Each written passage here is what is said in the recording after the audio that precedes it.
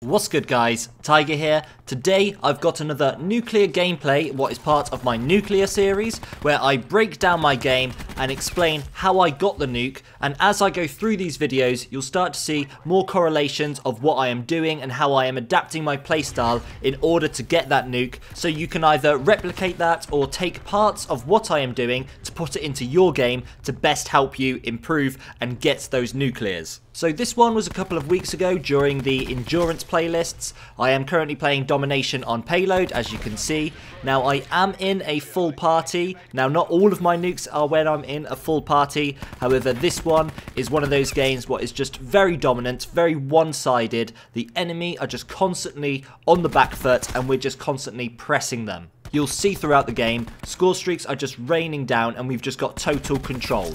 Now I started this gameplay from the life in which I got the nuclear, so everything you're seeing is all in one knife and this is how I got my nuclear. So it really starts to kick off during the second half of the game, and how I feel like I got this nuke is I knew when to play aggressive and when to play defensive. So there are certain parts where you'll just see me waiting. I'm kind of sitting back. I'm either waiting for the spawns to flip or I'm just waiting for a ping on the UAV or something like that, and then I'll see the enemy, I'll know where they're spawning, and then I'll go in. Then I'll start to be a little bit more aggressive, but I'm constantly looking at my minimap. How aggressive I'm going to be is fully determined by what's going on around me. Where are my teammates? Where exactly are the enemies spawning? How many enemies are there in front of me? And as you see I approach my gunfights, most of the time I am pre-aiming. There are a few instances where I get a bit lucky. I'm maybe being a bit too aggressive, or I'm just pushing into an area where I shouldn't be. I'm probably just being too cocky because it is a very dominant game, but I'm just trying to be careful not to be too cocky so I don't die. But when I am being aggressive and when I am pushing forward,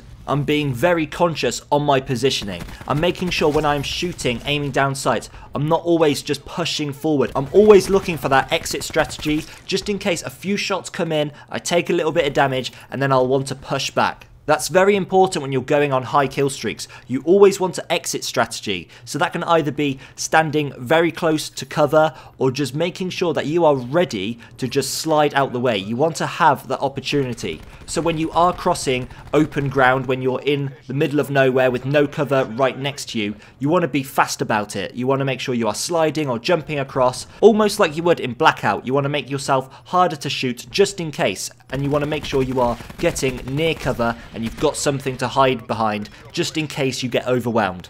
Now you'll see in this gameplay, I'm not necessarily doing anything special. I'm not being stupid, I'm not doing any fancy plays, I'm just reading the map and picking my moments to go in. Now, like I said, I am playing in a full team, and this is a very dominant game by my entire team. But when you are in those groups with good players, you need to be selfish. You need to be dominant and think of yourself. You need to make sure you're not constantly just following your teammates behind them. You want to try and be the leader. If you've got 4 teammates just pushing one spawn, it might not be the best to push with them. You might want to sit back, maybe towards the middle of the map, get more intel, and then if the spawn flips, then you can be one of the first people to then go push that spawn. However, it might not be best to just push it alone. After all, it's going to be very hard to take on a 1v6. So you might want to wait for your teammates to come near you, but be that leader. Try and be the first person to come in. And then if you take damage, you can then back out, knowing you've got the comfort of your teammates behind you who can then back you up.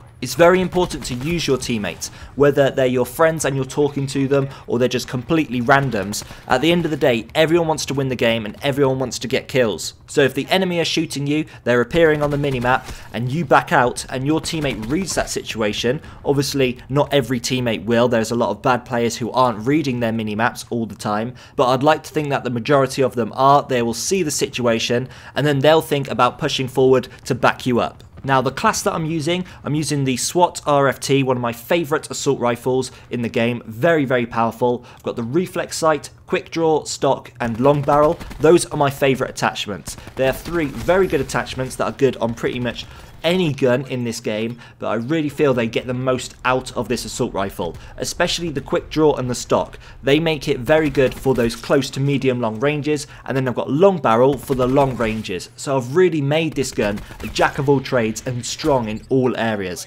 Now I've gone for ComSec device, so I'm getting a lot of my score streaks. just to keep the dominance in the game. Now, I didn't necessarily need ComSec Device in this game because my team were just doing so well, I didn't need to rely on them, but ComSec Device is for those games where maybe you're not playing too dominant. Now, my perks are just simple: Scavenger, Gung Ho, Dead Silence. That's very standard for me if you know me. But I really feel that this class is just so dominant and I really recommend you using it. So just to recap everything we've gone over, you need to know when to play aggressive and when to play defensive. So it doesn't matter how hard you are going in and pressing the enemy spawn, you need to make sure you are ready to flip the switch and then play defensive. When playing in teams, it's important to know how to fight your teammates for the kills, and of course you need to make sure you are fully reading your minimap, understanding it, and always stay near cover.